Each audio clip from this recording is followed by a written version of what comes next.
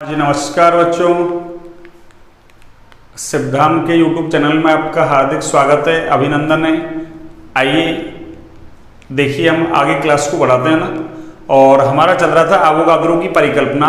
और एवोगाद्रो की परिकल्पना में अपन ने कहा था कि समान ताप और समान दाब पर समान आयतन की गैसों में ना, अरे टेम्परेचर प्रेशर कैसा हो, समान हुआ ना, और दो गैसें हो, कोई सी हो, दो गैसें है ना, या तीन गैसें जो भी है ना, उनका आयतन कैसा है, समान। तो फिर उनमें अणुओं की संख्या भी कैसी होगी, समान। तो ये परिकल्पना किसकी है, एवोगाद्रो की। अगर आपने आयतन को मान लो, अरे जैसे दो गैसें हैं, उनके आयतन को आपने समान रखा मान लो, और दूसरे का आयतन आधा कर दिया, तो उसमें अणुओं की संख्या भी आधी हो जाएगी ना। क्यों? आयतन है वो अणुओं की संख्या के कैसा है, समानुपाती, एवोगाद्रो की परिकल्पना से। अब देखिए हम है ना आगे पढ़ते हैं एवोगाद्रो परिकल्पना के अनुप्रयोग ना, एप्लीकेशन क्या है इसके ना, ये इंपॉर्टेंट है ना। देखिए तो क्या कहेंगे अपन, एवोगाद्रो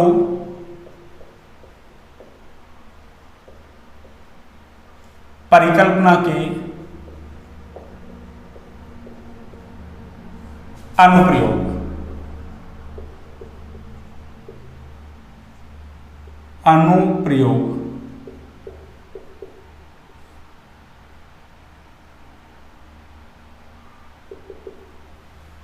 हाँ जी, देखिए एवोगाद्रो परिकल्पना के अनुप्रयोग क्या है ना, एप्लीकेशन ना। तो पहला है वाष्प घनत्व व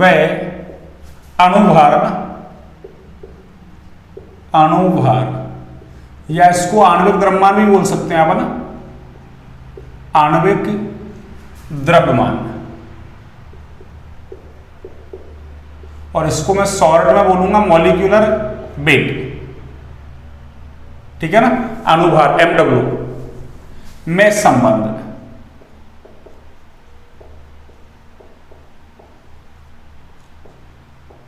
यानी वाष्प घनत्व और अणुभार में संबंध क्या है। देखिए वाष्प घनत्व होता क्या है ना, उससे पहले देखिए आप ना थोड़ा सा समझे ना। देखिए अपन ये जानते हैं ना कि घनत्व बराबर क्या होता है, यह फिजिक्स में पढ़ते हैं ना, केमिस्ट्री में पढ़ते हैं ना, कि किसी पदार्थ का घनत्व ना, तो घनत्व का फॉर्मूला क्या है, द्रव्यमान बटे आयतन। द्रव्यमान बटे आयतन, यानी देखो घनत्व को अपन D से दिखाते हैं, और द्रव्यमान को M से, और आयतन को किससे दिखाते हैं बच्चों, V से। किससे? V से। यानी घनत्व बराबर क्या है आपका, द्रव्यमान बटे आयतन।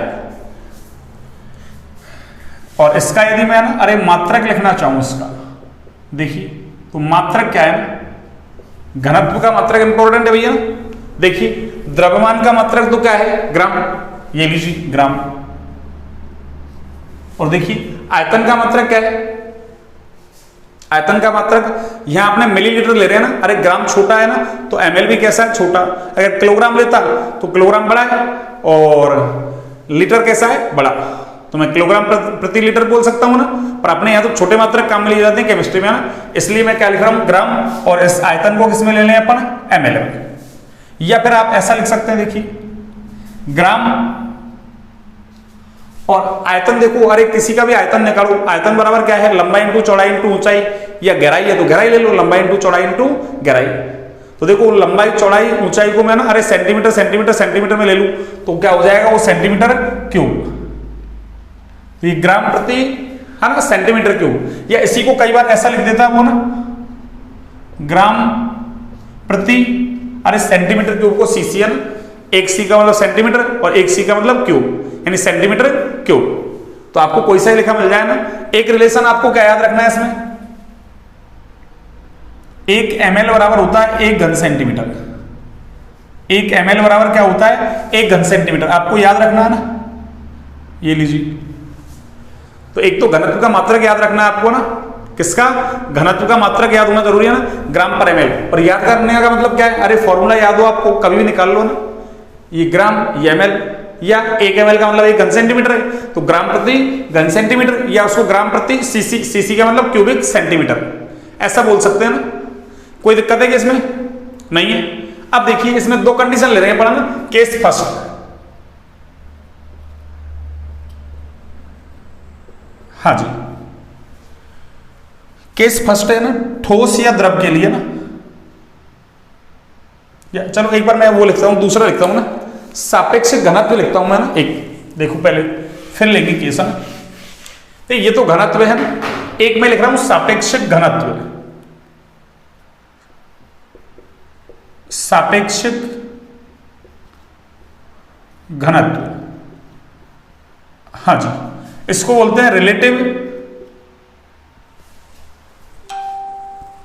हाँ जी, इसको क्या बोलते हैं बच्चों, रिलेटिव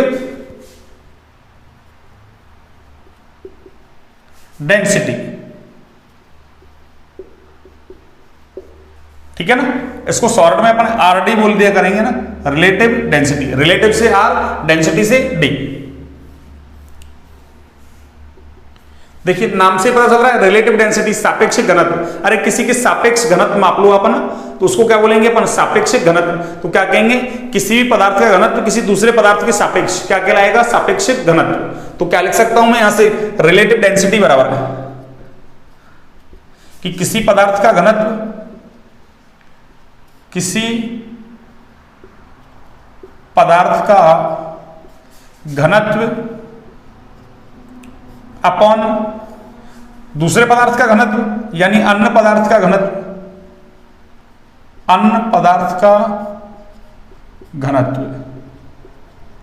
ये समझ में आ गया होगा आपको। जैसे अरे गति सापेक्ष मापते हो किसी के, ना निरपेक्ष नहीं है, सापेक्ष, कि हमसे वो है ना, अरे कोई भी साधन है वो कितनी दूरी पर चला गया ना, कितनी दूर चला गया हमसे, तो क्या हो गया, वो गति कैसी है, सापेक्ष। तो ऐसी सापेक्ष घनत्व का मतलब क्या है कि किसी पदार्थ का घनत्व किसी दूसरे पदार्थ के सापेक्ष मापना क्या कहलाएगा, सापेक्ष घनत्व। अब देखिए मैं दो कंडीशन ले रहा हूं इसमें ना, कितनी कंडीशन, दो। केस फर्स्ट, हाँ जी, देखिए केस फर्स्ट है ना, कि ठोस या द्रव,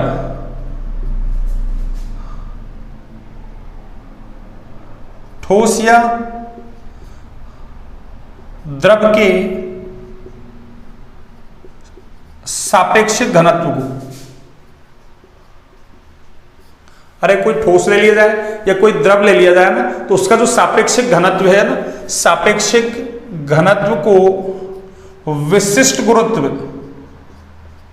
विशिष्ट गुरुत्व, ये शब्द बहुत काम में लिया जाता है भैया ना, अरे ये शब्द बहुत काम में लिया जाता है ना, यानी ठोस या द्रव के सापेक्ष घनत्व को विशिष्ट गुरुत्व, और विशिष्ट गुरुत्व की इंग्लिश है आपकी स्पेसिफिक ग्रेविटी। क्या है बच्चों, स्पेसिफिक ग्रेविटी कहते हैं।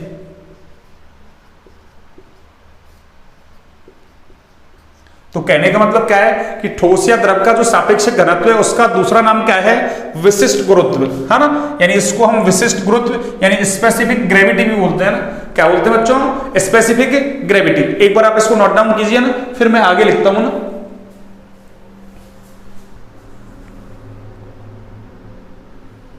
हाँ जी, नोट डाउन कर लिया आपने।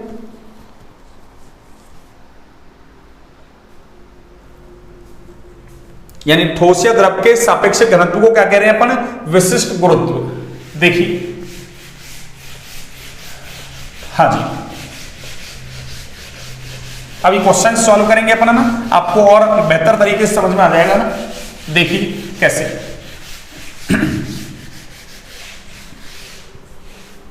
हाँ जी,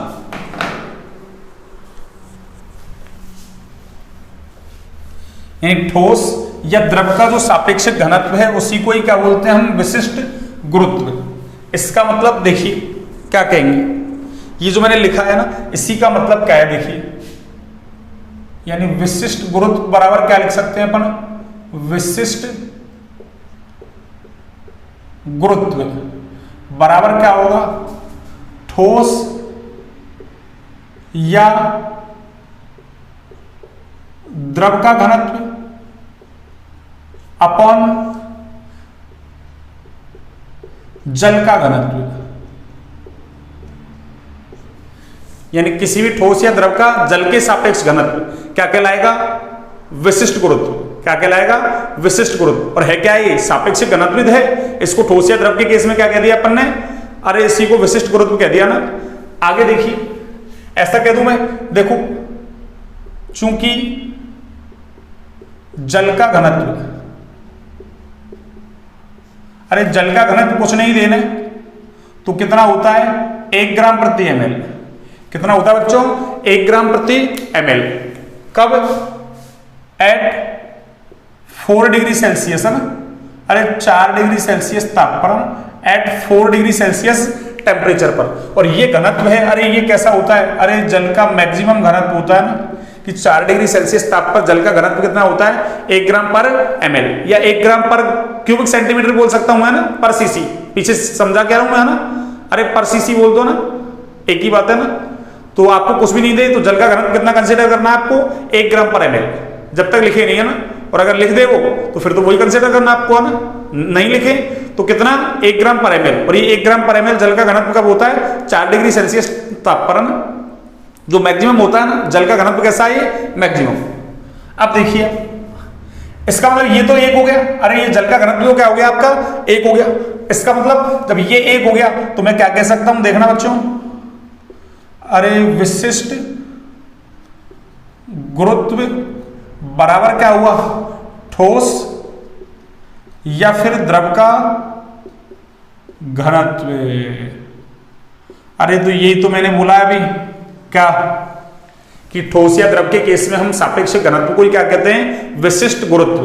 तो आपको विशिष्ट गुरुत्व लिख दिया जाए ठोस या ना द्रव का, तो इसका मतलब वो किसकी बात कर रहा है, सापेक्षिक घनत्व की बात कर रहा है ना, ठीक है। अब देखिए केस नंबर सेकंड, देखिए आप केस सेकंड, हाँ जी देखिए केस सेकंड क्या है ना, गैसों के लिए सापेक्षिक घनत्व को, यानी गैस के केस में है ना, सापेक्षिक घनत्व को वाष्प घनत्व, और इसको शॉर्ट में मैं लिखूंगा वीडी। वी का मतलब वेपर और डी का मतलब डेंसिटी, वाष्प घनत्व कहा जाता है ना।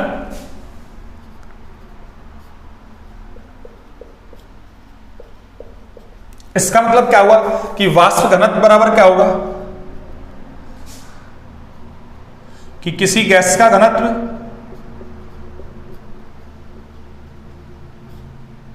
और किसके सापेक्ष, जैसे ठोस या द्रव का घनत्व जल के सापेक्ष मापा अपन ने, वो सापेक्ष घनत्व था जिसको विशिष्ट गुरुत्व कहा था अपन ने। अब ऐसे किसी भी गैस का घनत्व किसके सापेक्ष, अरे हाइड्रोजन गैस के सापेक्ष है ना, यानी हाइड्रोजन गैस का घनत्व। तो किसी भी गैस का घनत्व किसके सापेक्ष, हाइड्रोजन गैस के सापेक्ष क्या कहलाता है, वाष्प घनत्व। और एक रिलेशन आपको ना, अरे इतना पढ़ाया ना, इसमें से सबसे इंपॉर्टेंट एक रिलेशन क्या है कि वाष्प घनत्व बराबर क्या होता है, अरे अणुभार, यानी इसको मैं लिख दूं मॉलिक्यूलर वेट। अब मैं MW काम में ले लूंगा ना तो आपको कोई दिक्कत नहीं होनी चाहिए ना, अपॉन 2। ये रिलेशन आपको इंपॉर्टेंट रिलेशन है, ये आपको याद रखना है, इसका यूज करना है हमको ना, अरे इसका यूज करना है हमको ना, ये लीजिए वेरी वेरी इंपॉर्टेंट। क्या याद रखा आपने कि वाष्प घनत्व बराबर क्या होता है, अणुभार बटे 2, या यूं कह दो अणुभार बराबर क्या है, अरे वाष्प घनत्व इंटू 2, यानी वाष्प घनत्व का दोगुना क्या है, अणुभार।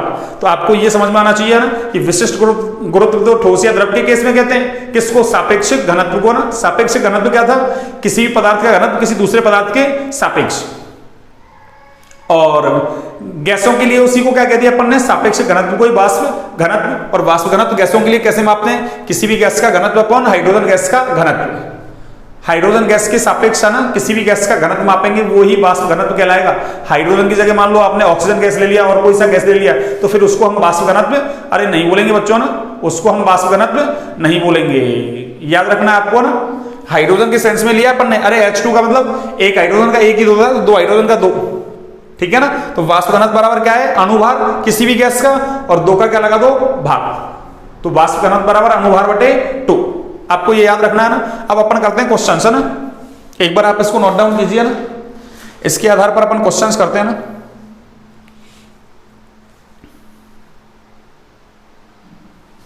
हाँ जी, कर लिया आपने नोट डाउन। देखिए एक बार मैं इसको इरेज करता हूं ना, फिर क्वेश्चंस करते हैं अपना इस पर आधारित हम। देखिए धीरे धीरे पढ़ रहे हैं अपन ना, अपने ऊपर कोई प्रेशर नहीं है भैया ना। अरे 11वीं क्लास से भैया ना, आराम आराम से पढ़ते चलो ना, फिर थोड़ी बड़ी क्लास से लेना स्टार्ट करेंगे ना, एक बार आप फ्लो में आ जाओ ना। हाँ जी, आपके ना साफ सुंदर है ना, अरे बिल्कुल नोट्स बनाए अच्छे से ना, साफ सुंदर बिल्कुल है ना, जिससे पढ़ने का मन करे ना। आपको अगर आगे कुछ करना है, नीट जेईई वगैरह की तैयारी है ना, हाँ ये नीट जेईई पैटर्न पे पढ़ाया जा रहा है आपको ना, अभी तो और डीपली लेंगे ना, ठीक है ना। और मॉड्यूल्स वगैरह हैं, उनके क्वेश्चंस भी आपको करवा दिए जाएंगे ना, ठीक है ना। कुछ आप एफर्ट्स लगाएं, कुछ एफर्ट्स मैं लगाऊंगा ना, दोनों ही एफर्ट्स लगाएंगे ना। हाँ बिल्कुल मंजिल तक पहुंचेंगे अपन है ना, ठीक है बच्चों।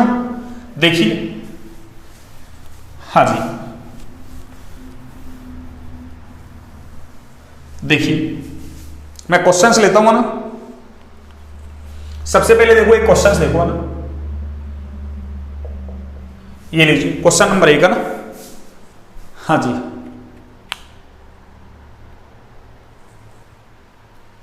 देखिए ऑक्सीजन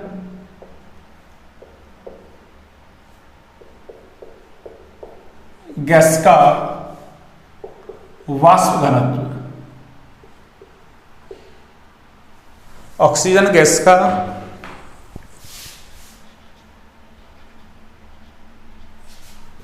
वाष्प घनत्व, ऑक्सीजन गैस का वाष्प घनत्व ज्ञात करो। ये लीजिए मैंने सबसे सिंपल क्वेश्चन लिख दिया ना। देखिए कैसे करेंगे सॉल्यूशन। हाँ जी, तो ऑक्सीजन गैस है ना, अपन ने पहले लिख दिया था ना कि गैसें हैं वो है ना, अरे अणु के रूप में मिलती है ना, तो इसका मतलब ऑक्सीजन है O2 के रूप में मिलेगी, तो इसका मतलब अरे ऑक्सीजन का अनुभार, देखिए ऑक्सीजन का अनुभार बोलो आप, आणविक द्रव्यमान बोलो, एक ही बात है ना। बराबर कितना है, अरे 32। हमको क्या याद करना है, अरे वाष्प घनत्व। देखिए वाष्प घनत्व बराबर क्या है, अनुभार अपॉन 2। अनुभार कितना है, अरे 32/2, कितना आ गया 16। ये लीजिए सबसे सिंपल सवाल है ना। अगला क्वेश्चन देखिए आप, क्वेश्चन नंबर 2। देखिए मैंने एक ऐसा लिख दिया SOX है ना। SOX का मतलब क्या है, अरे सल्फर तो अकेला है, और ऑक्सीजन का पता नहीं है ना, X कुछ भी हो सकता है, 1 2 3 4 5 कितने भी हो सकते हैं ना, इसका हमको पता नहीं है। तो देखो SOX का अनुभार कितना है, 32 है। SOX का अनुभार कितना भी, अरे सल्फर का एक कोई ऑक्साइड है, इसका अनुभार कितना है, अरे 32 है ना। तो X की वैल्यू क्या होगी, तो X का मान ना क्या होगा, ये लो क्वेश्चन मार्क लगा दिया मैंने ना। हाँ जी, क्या लगा दिया मैंने, क्वेश्चन मार्क लगा दिया। क्वेश्चन मार्क का मतलब X का मान ज्ञात करना है ना। देखिए कैसे करेंगे,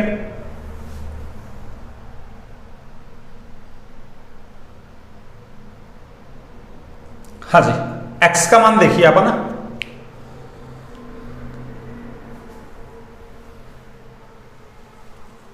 हाँ सॉल्यूशन, देखिए सॉल्यूशन क्या होगा, सुनो। देखिए मैं यदि है ना, अरे VD बराबर क्या है अपने पास, वाष्प घनत्व बराबर मॉलिक्यूलर वेट अपॉन 2। इसको ऐसा लिख दूं ना, वाष्प घनत्व को मैंने कहा था शॉर्ट में है ना VD, और अनुभार को मॉलिक्यूलर वेट। तो देखिए मॉलिक्यूलर वेट बराबर क्या होगा, अच्छा एक सेकंड ना, ये अनुभार लिख दिया मैंने ना, वाष्प घनत्व है ये ना, अरे ये वाष्प घनत्व है ये ना, SOX का अनुभार नहीं है ना, क्या है ये वाष्प घनत्व ना, SOX का वाष्प घनत्व, वाष्प घनत्व कितना है भाई, अरे 32 है ना, कितना है 32। SOx का वाष्प घनत्व कितना है? 32 है ना। वाष्प घनत्व है ना 32 है ना। कितना है? 32। तो देखिए मॉलिक्यूलर वेट बराबर कितना होगा? अरे मॉलिक्यूलर वेट बराबर 2 × BD होगा या नहीं? देखिए 2, वाष्प घनत्व कितना है? 32। कितना हो गया? 64। अनुभार कितना आ गया? 64। अब अनुभार किसका? अरे पूरे SOx का ही तो है। अरे पूरे SOx का ही तो है अनुभार या आणविक द्रव्यमान। और आणविक द्रव्यमान क्या होता है? अरे उसमें जितने भी परमाणु होते हैं ना, सभी के द्रव्यमानों का योग कर दो ना। देखिए क्या करूंगा मैं, मॉलिक्यूलर वेट, अरे अनुभार बराबर क्या होगा? देखिए मॉलिक्यूलर वेट बराबर क्या होगा? मॉलिक्यूलर वेट MW बराबर क्या होगा? देखिए सल्फर 1 है तो मैंने क्या लिख दिया? 16 प्लस OX। अब X कुछ भी हो सकता है, 1 2 3 4 कुछ भी हो सकता है, तो मैं क्या लिखूंगा? अरे X इंटू, अच्छा ये 2 बार ऐसा X हो जाएगा ना, मैं X स्मॉल लिख दूँ ना, ये लो। अरे मैं स्मॉल X लिख दूँ ना, 2 बार नहीं समझ में नहीं आएगा आपके ना, ये लो। यहां मैं SOX कर देता हूं, ये लो ना, ऐसा X कर दूंगा ना, नहीं आपको कंफ्यूजन हो जाएगा उधर ना। SOX। अब देखिए तो क्या होगा? अरे एक सल्फर था, सल्फर का 16 प्लस X इंटू एक ऑक्सीजन का कितना है? 16। अच्छा अरे 16 नहीं, सल्फर का 32 है ना भाई। अरे सल्फर का कितना है? 32। सल्फर का कितना है? 32। 16 नहीं,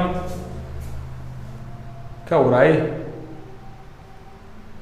अरे एक सेकंड क्या हो रहा है?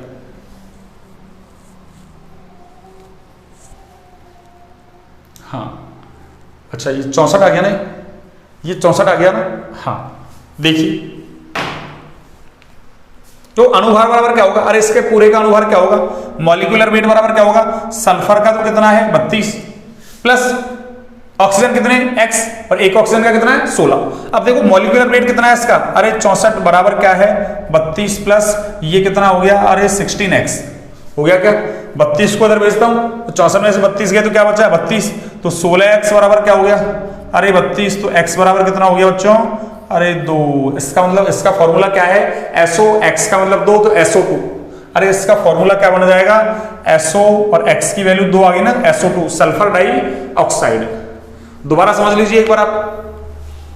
अरे यहां से SOX इसका वाष्प घनत्व दे दिया ना, अरे पूरे SOX का क्या दे दिया अपन को? सल्फर का ऑक्साइड है इसका वाष्प घनत्व। और हमको पता है वाष्प घनत्व बराबर क्या है? Molecular weight upon 2। तो मॉलिक्यूलर वेट कितना आ गया? अरे 2 गुना BD यानी 64 आ गया। किसका? इसका।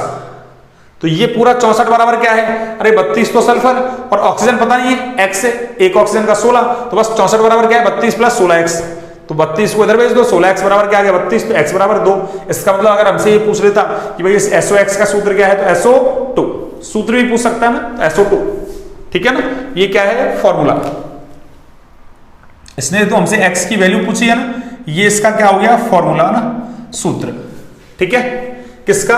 अरे इस SOX का ना, कि SOX कौन है? SO2। ये लीजिए एक बार आप इसको नोट डाउन कीजिए ना।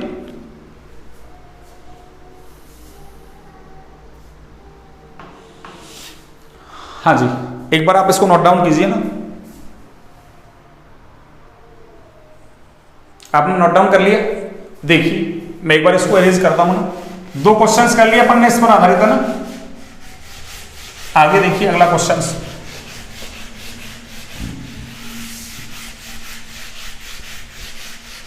हाँ जी बच्चों, क्वेश्चन नंबर 3 देखिए आप ना, वो भी अच्छा क्वेश्चन है ना।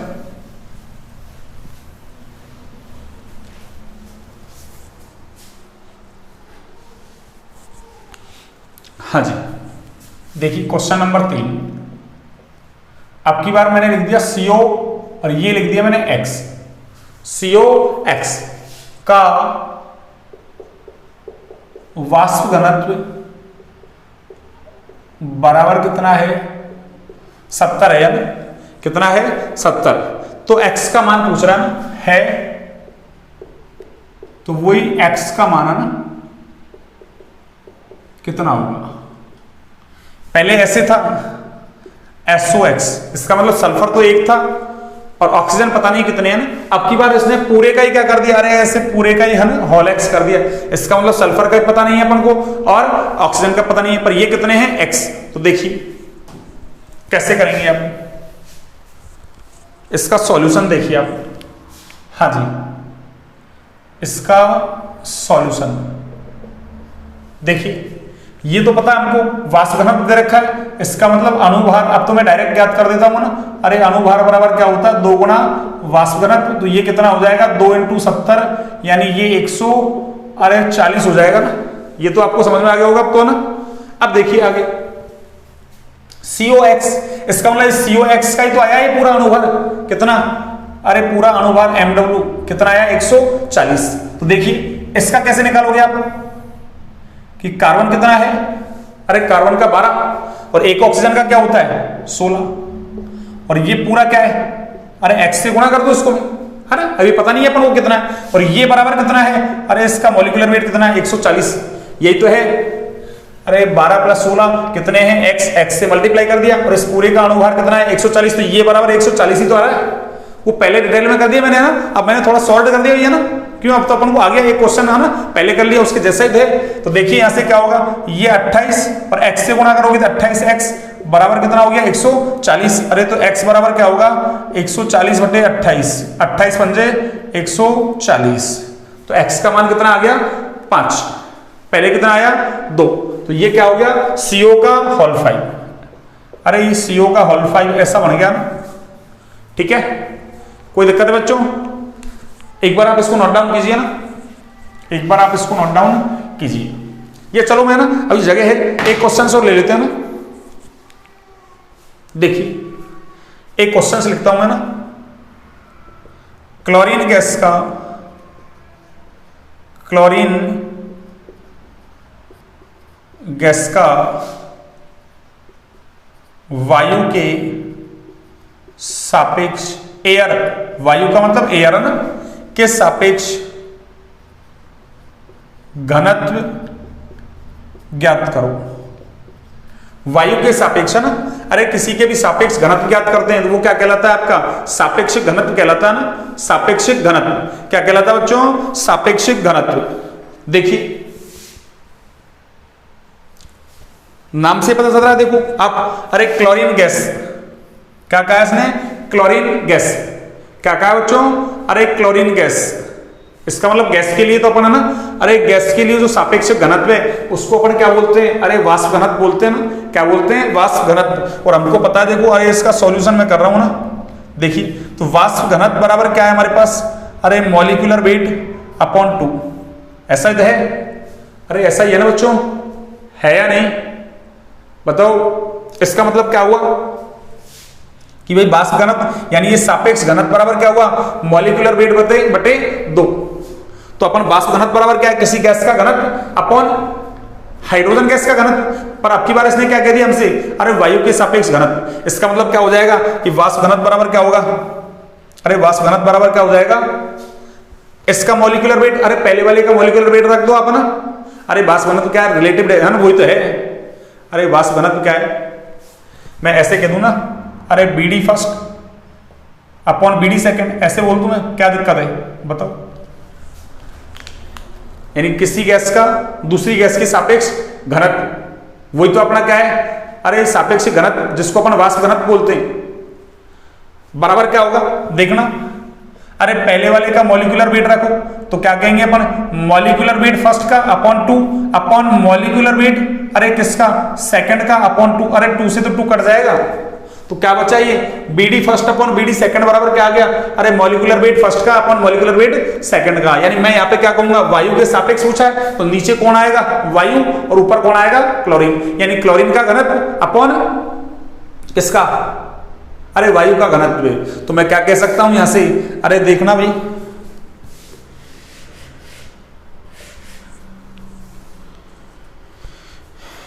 सॉल्यूशन बराबर क्या है आपका कि रिलेटिव डेंसिटी बराबर क्या हो जाएगा, अरे मॉलिक्यूलर वेट किसका, क्लोरीन का अपॉन मॉलिक्यूलर वेट किसका, अरे एयर का। इन दोनों का अनुपात ही क्या है? अरे सापेक्ष घनत्व ही तो है ये। कौन सा? सापेक्ष घनत्व। तो देखिए अब, हाँ जी, यानी रिलेटिव डेंसिटी बराबर क्या होगा? देखिए अब क्लोरीन का मॉलिक्यूलर वेट, अरे क्लोरीन का तो कितना होगा? 71। अरे एक क्लोरीन का 35.5, तो क्लोरीन किसके रूप में मिलेगा? Cl2 के रूप में, का है ना, गैस अणु के रूप में मिलती है ना। तो एक का 35.5 तो दो का 71 अपॉन, अब ये कितना होगा? देखो ये आपको याद रखना है ना। अरे एयर का जो मॉलिक्यूलर वेट होता है ना, वो हमने, याद हो आपको, तो पीछे ज्ञात किया था ये ना। अरे पीछे क्वेश्चंस किया था अपन ने ना, कि वायु के अंदर है ना 80% नाइट्रोजन है, 20% क्या है? ऑक्सीजन है ना। तो उसका अपन ने क्या ज्ञात किया था? आणविक द्रव्यमान है ना वायु का। तो वायु का आणविक द्रव्यमान कह दो या मॉलिक्यूलर वेट कह दो, बात तो एक ही अनुभार, वो कितना होता है? 28.8। आपको याद रखना है ना, अरे ये आपको याद रखना है ना, तो रखो 28.8। अब 71 में 28.8 का भाग लगा तो लगभग 29 हो गया। 29 दूना 58 है ना, और आधा करोगे तो 58 14 72 ना, 2.5 के आसपास आंसर आ जाएगा भैया ना। अरे 2.5 के आसपास क्या आ जाएगा आपका आंसर? ये समझ में आ गया आपके? क्या कहा मैंने? क्लोरीन गैस का किसके सापेक्ष?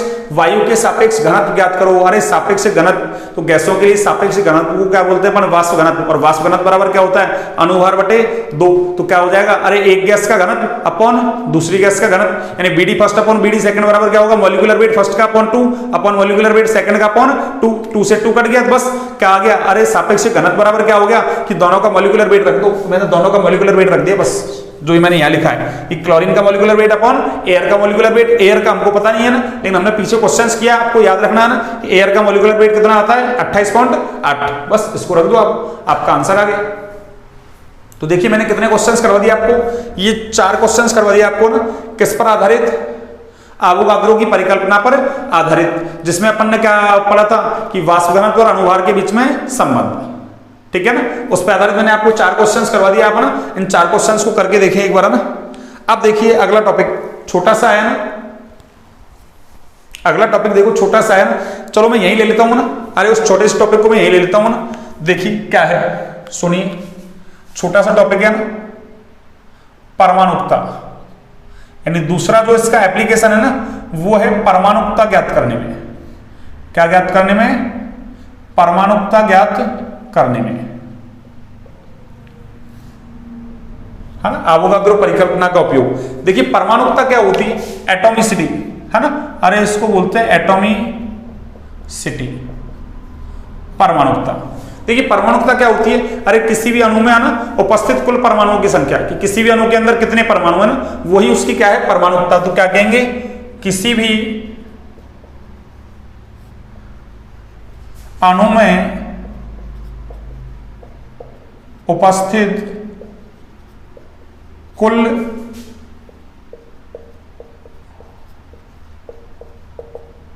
परमाणुओं की संख्या कॉमा परमाणुकता कहलाती है। क्या कहलाती है बच्चों? परमाणुकता कहलाती है। यानी किसी भी अणु के अंदर कितने परमाणु है, वही उसकी क्या है? परमाणुकता। जैसे देखिए मैं एग्जांपल लेता हूं, मैंने ऐसा लिख दिया हाइड्रोजन। देखिए हाइड्रोजन के अंदर, अरे एक अणु के अंदर कितने परमाणु हैं? 2, तो इसकी परमाणुकता कितनी होगी? 2। जैसे मान लो मैंने लिख दिया O3, तो इसकी परमाणुकता कितनी है? 3। क्यों? 3 परमाणु है। ऐसे मैंने लिख दिया P4, तो देखिए फास्फोरस के अंदर कितने परमाणु हैं? 4। ऐसे देखो मैंने ऐसा लिख दिया S8, तो इसके अंदर कितने हैं? अरे सल्फर के एक अणु में कितने परमाणु हैं आपके? 8। तो इसका मतलब सल्फर की परमाणुकता कितनी हो जाएगी आपकी? 8 हो जाएगी ना। अरे कितनी हो जाएगी? 8। एक क्वेश्चन और देखिए अपन, इसको एक बार उतारिए अपन। देखो इसको ऐसे बोलना चाहे अपन ना, अरे द्विपरमाणु त्रिपरमाणु का ना, ऐसे चतुर्परमाणु बोल सकते हैं, चतुर्थ परमाणु का ना, ये 8 परमाणु है ना। अष्ट परमाणु, 8 को तो अष्ट बोलेंगे ना, अरे संस्कृत भाषा में 8 को अष्ट परमाणु का ना, इस तरीके से आप बोल सकते हैं ना। जैसे मैंने मान लो अरे ये और लिख दिया एक, जैसे हीलियम, तो ये हीलियम का अणु है ना, इसके अंदर एक ही परमाणु है, तो हीलियम की परमाणुकता कितनी हो जाएगी? 1। हीलियम की परमाणुकता कितनी हो जाएगी बच्चों? 1। एक बार आप इसको नोट डाउन कीजिए ना, फिर मैं एक क्वेश्चन बताता हूं ना।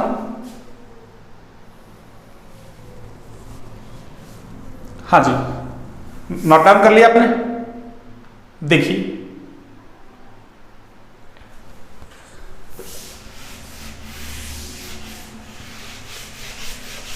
हाँ जी, देखिए इसको खत्म करते हैं ना। एक क्वेश्चन और लिखवाऊंगा मैं ना, देखिए अच्छा क्वेश्चन से वो भी।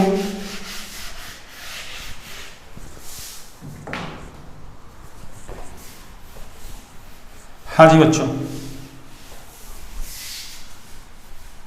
जिससे हमारी एवोगाद्रो की परिकल्पना खत्म हो जाए ना, एवोगाद्रो परिकल्पना ना। देखिए एक एग्जांपल है ना, ये ले लेते हैं अपन। देखिए K4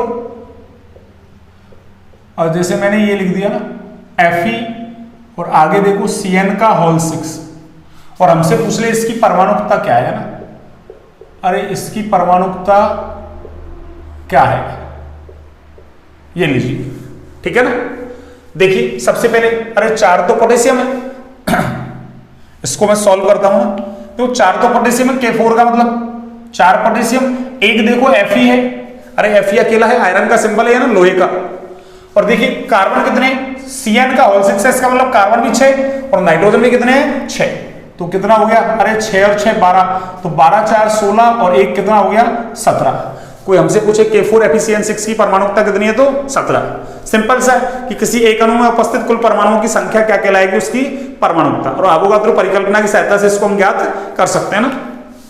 एक क्वेश्चन देखिए, इंपॉर्टेंट क्वेश्चन है ना, अच्छा क्वेश्चन से देखो क्या है, सुनिए। तो 3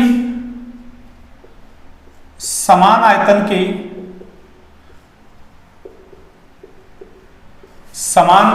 के पात्रों में, 3 समान आयतन के पात्र ले लिया ना, आयतन कैसा है, समान। में ऑक्सीजन एक CO2 ले लेते हैं, चलो ऑक्सीजन CO2 व NH3 गैसें समान ताप व दाब पर रखी गई हैं,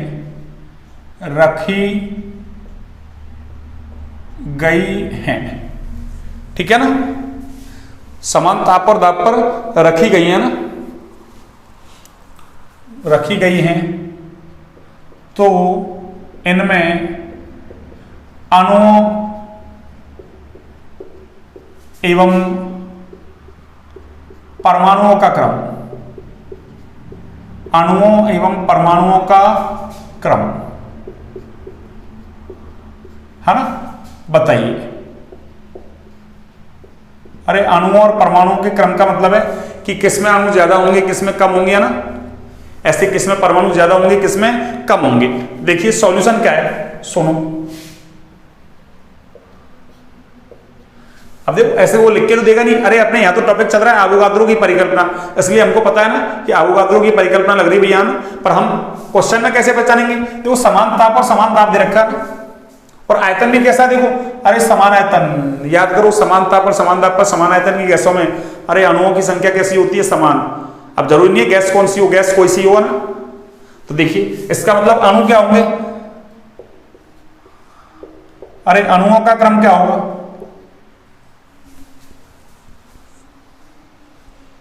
अणुओं का क्रम। देखिए हाँ जी, अणुओं का क्रम। देखिए अणुओं का क्रम तो क्या होगा, समान ताप पर समान दाब पर समान आयतन की गैसों में अणुओं की संख्या कैसी है, समान। तो अणु तो तीनों में समान होंगे ना, इसका मतलब O2 बराबर CO2 बराबर NH3, यानी तीनों में अणुओं की संख्या कैसी है, समान। पर परमाणुओं का क्रम पूछे तो देखिए परमाणुओं का क्रम, अरे परमाणुकता पड़ी थी ना, एक अणु में कितने परमाणु हैं। अरे मान लो है ना, वो 3 पात्र हैं, तीनों पात्रों में मान लो है ना, अरे सभी गैसों का एक एक अणु ही मान ले अपन, है ना, कम से कम एक एक भी। तो देखो ऑक्सीजन के एक अणु में कितने परमाणु, 2। CO2 के एक अणु में कितने परमाणु, 1 कार्बन 2 ऑक्सीजन 3। और इसमें कितने, एक नाइट्रोजन 3, हाइड्रोजन कितने हुए 4। इसका मतलब एक अणु में परमाणुओं की संख्या इसमें ज्यादा है, उससे कम इसमें, सबसे कम इसमें। तो अब कितने अणु हो, जितने ज्यादा अणु होंगे उतने ज्यादा परमाणु होंगे, सबसे ज्यादा परमाणु किसमें होंगे, इसमें। तो क्या कहेंगे अपन कि NH3 में परमाणु सबसे ज्यादा, फिर किसमें होंगे CO2 में, और सबसे कम किसमें होंगे, अरे O2 में होंगे बच्चों ना, किसमें होंगे, O2 में। तो आवोगाद्रो की परिकल्पना पर आधारित ये कौन सा क्वेश्चन था, अरे ये 5वां क्वेश्चन था, कौन सा है 5, कौन सा क्वेश्चन है बच्चों 5। मैंने 5 क्वेश्चंस करवा दिए आपको ना, बस याद क्या रखना है, घनत्व, घनत्व तो सिंपल है आपके ना, मात्रक याद रखो ग्राम पर ml या ग्राम है ना पर घन सेंटीमीटर, बस। अब आगे अपन ने क्या कहा था, सापेक्ष घनत्व, यानी किसी पदार्थ का दूसरे पदार्थ की सापेक्ष घनत्व क्या कहलाएगा, सापेक्ष घनत्व। अब ठोस या द्रव के लिए उसी को अपन विशिष्ट गुरुत्व बोलते हैं ना, और गैसों के लिए उसको क्या बोलते हैं, वाष्प घनत्व। और वाष्प घनत्व क्या है ना, गैसों के लिए किसको बोलेंगे कि किसी भी गैस का घनत्व अपन हाइड्रोजन का घनत्व, उसी को क्या बोलेंगे अपन, वाष्प घनत्व। अगर और कोई सी गैस ले ली जाएगी तो उसको वाष्प घनत्व नहीं बोलेंगे अपन, है ना, उसको वाष्प घनत्व नहीं बोलेंगे ना। अब देखिए आप आगे, फिर अपन ने क्वेश्चंस किए थे ना, वाष्प घनत्व बराबर अनुभार बटे 2, उससे है ना आधारित अपन ने 3-4 सवाल कर लिए थे ना, और फिर एक लास्ट में इस पर आधारित सवाल कर लिए अपन ने ना। और कुछ अपन ने बीच बीच में ये भी देखे थे परमाणुता वगैरह ना कैसे कैसे निकालते हैं, ठीक है।